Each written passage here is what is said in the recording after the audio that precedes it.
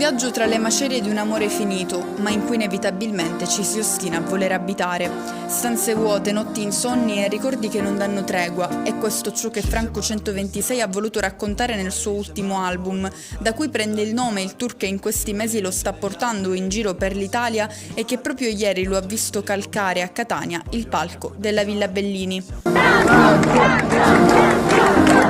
L'ultimo lavoro discografico dal titolo Futuri possibili è l'emblema di una storia giunta ai titoli di coda, forse la sua, ma in fondo un po' quella di tutti, un amore che invece di farsi da parte continua a rappresentare una sorta di disperato appiglio, probabilmente l'unico in grado di dare voce a ciò che sarebbe potuto essere e che invece non sarà. Il destino ha scelto quello in cui dividerci ed era... E proprio qui è racchiuso il significato dell'omonimo brano che pone sotto i riflettori l'incapacità di accettare che tra tutti i futuri possibili il destino ha scelto quello in cui le proprie strade si dividono.